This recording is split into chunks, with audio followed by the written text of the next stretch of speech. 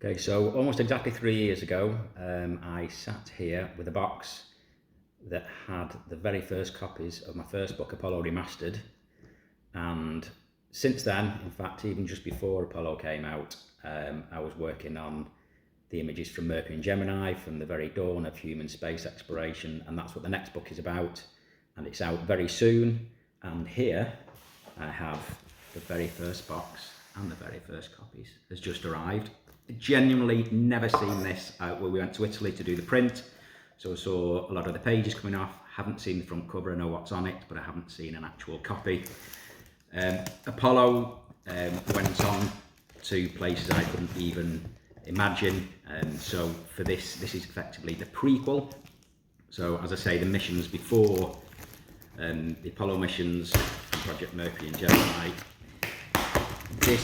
There are two different covers, so the US edition has a slightly different cover.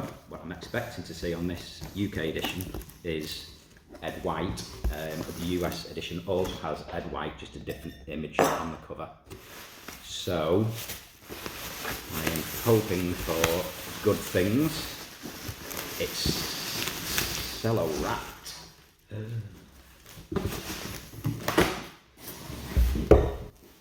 Here it is.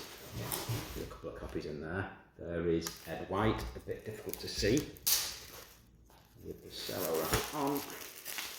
But let's have a proper look. It's the same kind of matte finish to Apollo Remastered. That looks tremendous. It's got that luxury kind of matte feel, a shiny gold rather than silver title, Gemini Mercury Remastered. On the back, we've got those nice quotes from Tom Hanks, Jim Lovell and Kranz. And same paper, very, very similar design, almost identical. There are a few subtle changes to Apollo. Same print quality, same paper. Traditional 4-colour printing, as you would imagine, has 4 colours. We actually have a fifth rather than a colour. It's a varnish.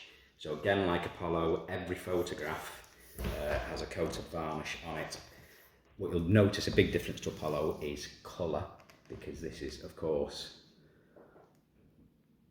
all in Earth orbit. So they took not only some of the first, but some of the finest photographs of Earth ever captured on film, and they are now digitally remastered from the original film. So, and again, I've used the 60mm film and applied the stacking process to that, and this looks tremendous. Another key difference, or a small difference to Apollo, is the captions are a little bit longer, and so there's a little split in the caption to make them that bit easy to read, because it is a very big book.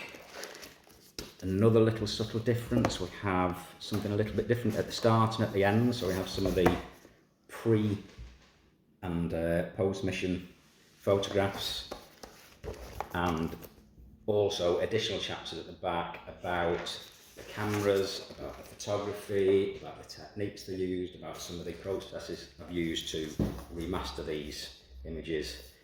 And it's exactly the same dimension as Apollo, a copy of which I have here, so they will look rather splendid on any bookshelf.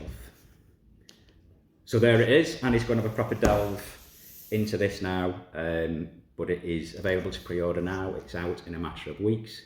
Got some special offers, pre-order offers on apolloremastered.com. Go and check that out, and I hope you enjoy it.